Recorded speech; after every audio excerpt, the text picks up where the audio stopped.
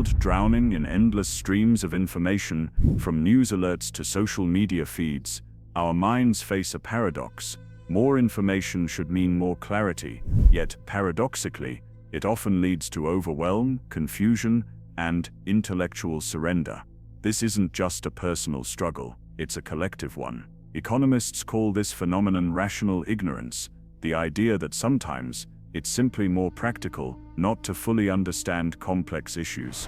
When every topic demands hours of study, choosing to remain uninformed can seem like a reasonable survival tactic. But here's the catch: while this choice might protect our individual sanity, it also paves the way for widespread collective irrationality. Think back to some of history's darkest chapters. Intellectual surrender was not merely a failure of individual reasoning, but a social and structural phenomenon. In Nazi Germany, for example, this surrender was pervasive, not because people were inherently ignorant, but because social pressures and systemic forces nudged them toward compliance. Our brains, remarkably, are wired to cooperate with this system. Psychologist Leon Festinger's research on cognitive dissonance in the 1950s showed how people instinctively reject information that clashes with their existing beliefs. When faced with contradictory facts, our minds push back hard, protecting our sense of stability. What philosopher Dietrich Bonhoeffer intuited decades ago, modern psychology confirms. This mental defense intensifies under stress, economic hardship, or social instability, conditions all too familiar today. Bonhoeffer also observed something profound: stupidity isn't just an individual flaw, it's a social condition. When people join groups or movements, they often abandon their critical thinking. Rational individuals can fall prey to groupthink, the powerful human tendency to prioritize harmony and consensus over truth. Solomon Asch's conformity experiments from the 1950s brought this to light in dramatic fashion. When faced with a majority giving clearly wrong answers, about 75% of participants would conform at least once, even if they knew the group was mistaken. Fast forward to today's digital age, and these dynamics are turbocharged. Algorithms on social media are designed to maximize engagement. They do this by showing us what feels emotionally satisfying, not necessarily what's true. A 2018 MIT study revealed that false news spreads 6 times faster than factual news online. Why? Because misinformation often appeals to our emotions, pride, fear, or outrage, more than nuanced truths. Sharing such content feeds into a feedback loop where intellectual shortcuts replace careful analysis. Have you ever noticed how your feed seems to reinforce your existing views? That's not coincidence. It's a digital echo chamber crafted by invisible algorithms that promote what you want to hear. This pattern repeats through history. The Salem witch trials were not acts of evil but fearful attempts by communities to protect themselves. The Red Scare of the 1950s was fueled by patriotic anxieties, not deliberate malice. In both, smart, educated people cast aside critical thought in favor of emotional certainty and group consensus. So how do we fight this? How do we resist intellectual surrender in a world built to encourage it? Bonhoeffer called the antidote costly grace, the courage to think independently even when it's uncomfortable, unpopular, or risky. Today, resisting intellectual surrender means more than resisting social pressure. We're up against millions of years of brain evolution wired for quick decisions, and sophisticated algorithms exploiting these instincts with pinpoint precision. But on an individual level, there are steps we can take. We cultivate intellectual humility, accepting that our knowledge is always partial and provisional. This means actively seeking out perspectives that challenge our beliefs, not to undermine ourselves, but to strengthen our understanding. Here are some practical daily habits to build resistance against intellectual surrender. Intellectual friction. Regularly read thoughtful arguments from people who disagree with you. This isn't about flipping your worldview, but about stress testing your ideas. Productive ignorance. When you feel completely sure of something, ask what evidence would make me change my mind. If you can't answer, that's a warning sign. Slow sharing. Before sharing something online, pause. Take a moment to verify it independently. That brief pause can disrupt the viral spread of misinformation. Embrace I don't know. In a culture that prizes certainty, admitting when you don't know something is revolutionary. Individual effort isn't enough. Structural reform is crucial. We need transparency from social media platforms about their content algorithms. We need public education programs teaching media literacy, how to assess sources, detect bias, and evaluate evidence. We need platform designs that reward curiosity and intellectual humility over tribal certainty. Most importantly, we need economic policies that reduce stress and insecurity, because when people aren't worried about survival basics, they have more mental energy for complex thought. Bonhoeffer's warnings were prescient, but he couldn't have imagined what's coming next. Our brains evolved to survive in a world of immediate dangers, not in a landscape shaped by AI-driven misinformation, deepfakes, and hyper-targeted psychological manipulation. Today's challenges aren't just about propaganda anymore. They're about systems designed to exploit our cognitive biases with surgical precision. During the COVID-19 pandemic, even scientists, doctors, and engineers sometimes fell prey to misinformation, not because they lacked intelligence, but because of overwhelming social and cognitive pressures. Bonhoeffer paid the highest price for resisting intellectual surrender, executed just weeks before the end of World War II. His sacrifice reminds us that the struggle for independent thought is ongoing. It requires constant vigilance, courage, and humility. In a world wired to push us toward easy answers, our freedom depends on our willingness to embrace complexity, uncertainty, and the discomfort of questioning even our deepest beliefs. The question isn't whether you'll face intellectual surrender, it's whether you'll fight it. Bonhoeffer's final stand is a powerful reminder that intellectual surrender is not just a passive state, it's an active choice, often with grave consequences. He showed us that resisting stupidity and intellectual complacency requires courage, the courage to face uncomfortable truths, and the willingness to stand alone. But this brings us to a pressing question. How do we cultivate that courage in an age that seems designed to suppress it? First, we must understand that intellectual independence isn't a one-time achievement. It's a lifelong practice.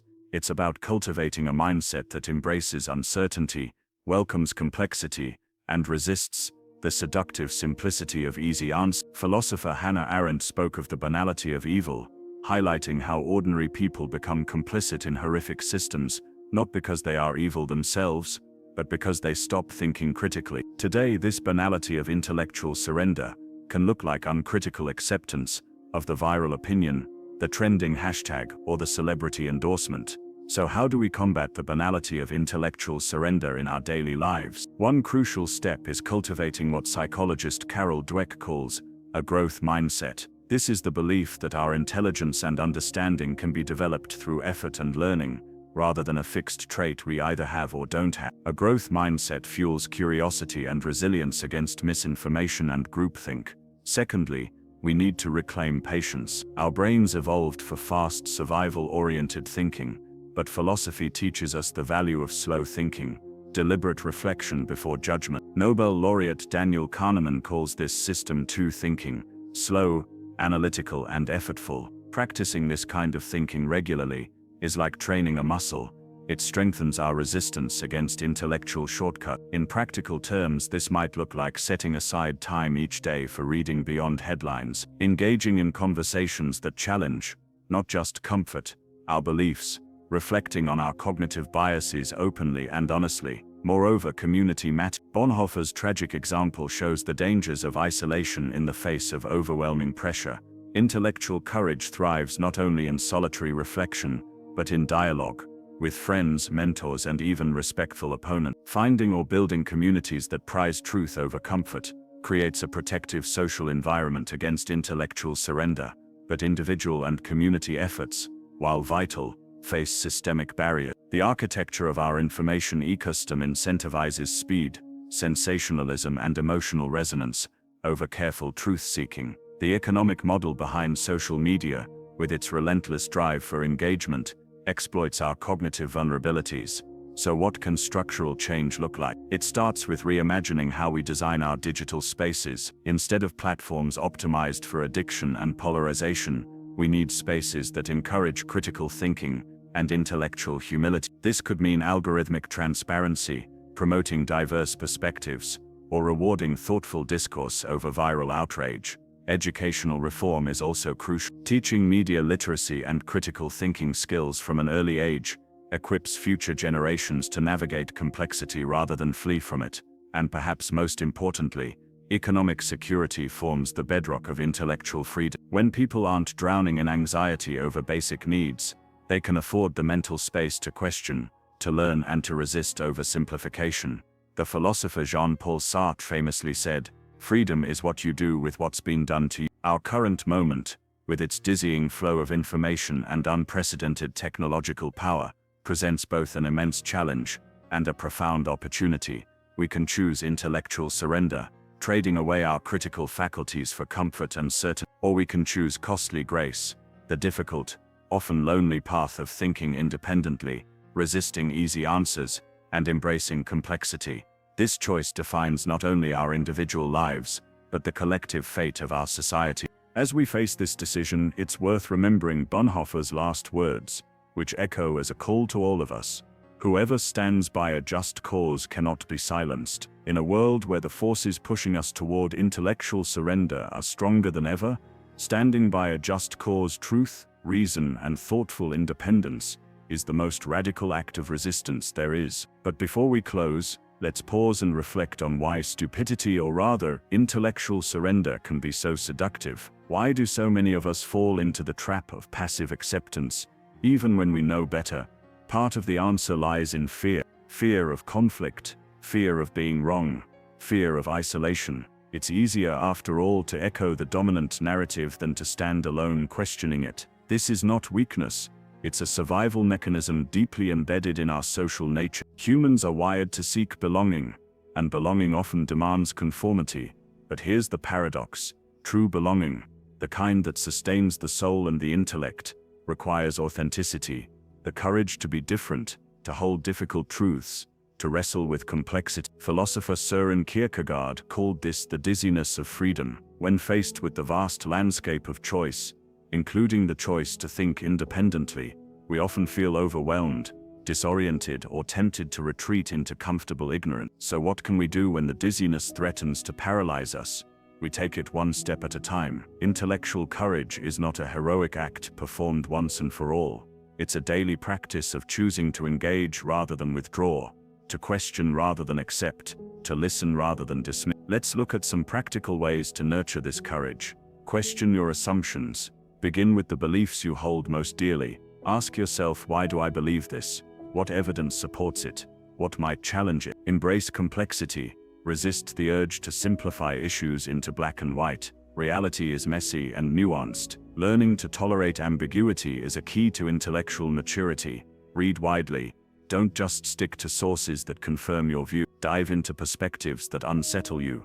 Political, philosophical, cultural. This expands your cognitive toolkit. Practice humility. Recognize that no one, including yourself, has a monopoly on truth. Intellectual humility opens the door to growth and dialogue. Engage in dialogue. Seek conversations with those who think differently. Approach with curiosity, not confrontation. We live in an age flooded with information but starved for wisdom. The danger is not just misinformation, but the paralysis that comes from too much information and too little understanding. Bonhoeffer's life reminds us that wisdom requires more than knowledge. It requires moral clarity and the courage to act on what we know. And that brings us to one final profound truth. Resisting intellectual surrender is inseparable from resisting moral surrender. When we allow stupidity, complacency, or cynicism to take hold, we not only harm our own minds but the fabric of our shared humanity. The lies we accept silently become the chains that bind us all. In the words of the philosopher Albert Camus, the only way to deal with an unfree world is to become so absolutely free that your very existence is an act of rebellion. To think deeply, to question boldly, and to stand firm in the face of easy answers, this is our act of rebellion. So let us choose rebellion. Let us choose to keep thinking, keep questioning, and keep striving for truth, no matter how uncomfortable it may be. Because in the end, the true measure of a society is not how loudly it shouts its certainties, but how bravely it listens to its doubt. Thank you for being part of this journey. If you resonate with these ideas, please like, share, and subscribe. Together we can foster a culture that values thinking, courage, and the relentless pursuit of understanding. Now, to deepen our understanding, let's look back at history and see how intellectual surrender, or the refusal to engage critically, has shaped societies, often with devastating consequences. Consider the rise of totalitarian regimes in the How did millions become complicit in atrocities? Not because they were all evil, but often because they surrendered their critical thinking to propaganda, fear, and conformity. Philosopher Hannah Arendt coined the phrase "the banality of evil" to describe this phenomenon,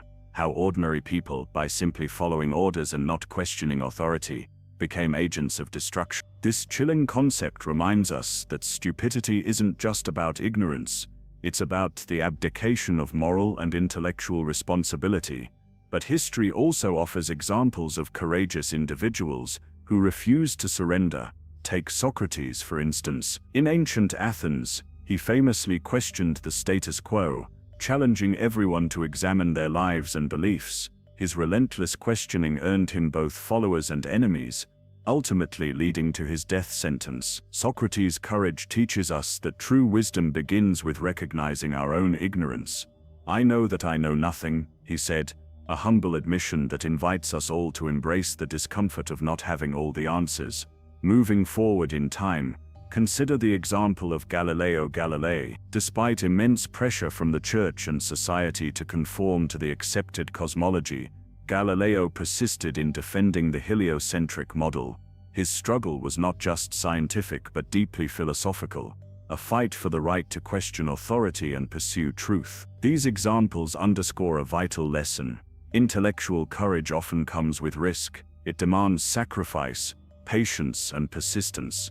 So how do we cultivate this courage in our own lives, especially when we face social pressure, cognitive biases, or emotional discomfort? One powerful tool is the practice of critical self-reflection.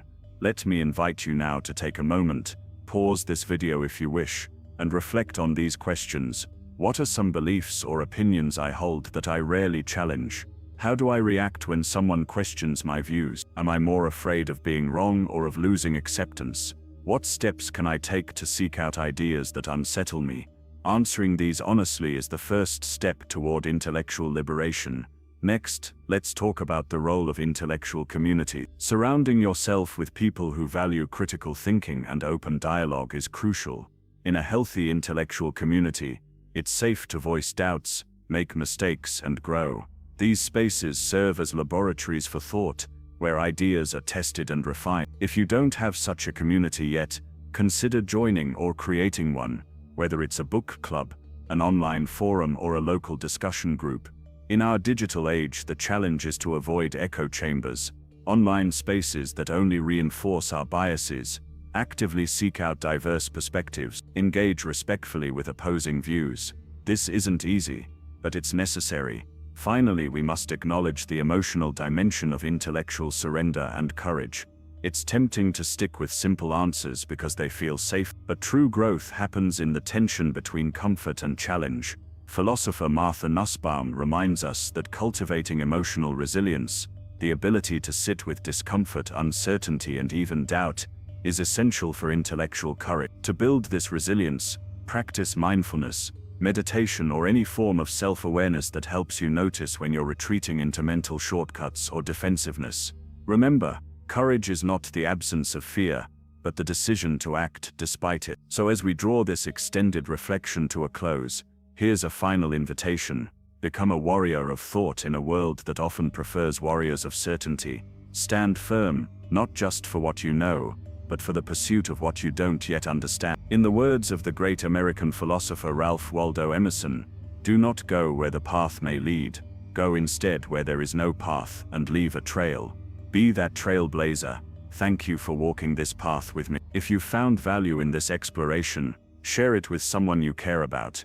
The fight against intellectual surrender is a collective journey. Now, before we fully part ways, let's explore how this dynamic between intellectual surrender and courage plays out in our contemporary world, a world awash with information, yet paradoxically rife with ignorance and division. In today's era of social media and instant news, we are flooded with opinions, facts, misinformation, and manipulation. It's easy, almost natural to retreat into tribal thinking, to surround ourselves with like-minded voices and shield our beliefs from challenge. This phenomenon is not new, but it has been turbocharged by technology.